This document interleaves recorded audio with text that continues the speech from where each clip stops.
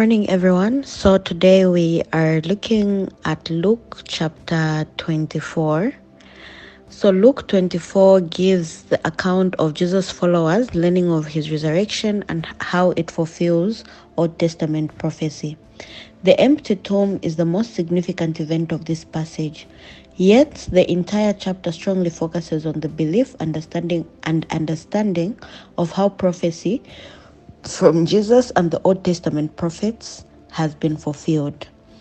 So from verse 1 to 12, the women find an empty tomb and the angels report to them that Jesus is risen.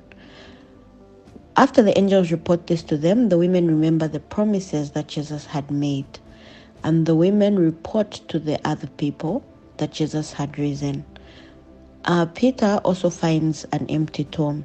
From verse 13 to 27, Jesus meets two disciples who are traveling to Emmaus.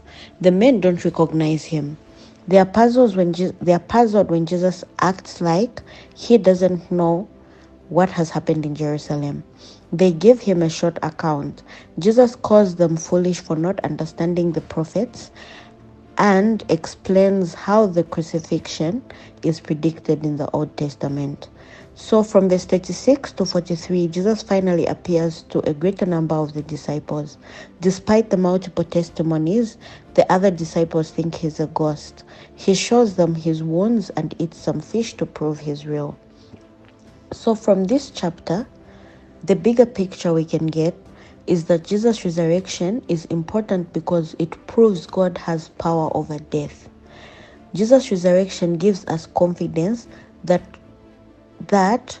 God will raise us from the dead.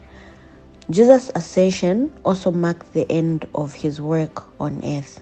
After accomplishing everything he intended, Jesus returns to heaven to be glorified with the Father and the Spirit. So how can we apply this chapter into our lives? So this chapter is the good news. It's the gospel that we as Christians are to share with others. Jesus came to earth and died for our sins. His selfless sacrifice shows us to be forgiven. But Jesus didn't stay dead. He rose from the grave. His resurrection gives us confidence that we will resurrect with him and live with God in heaven.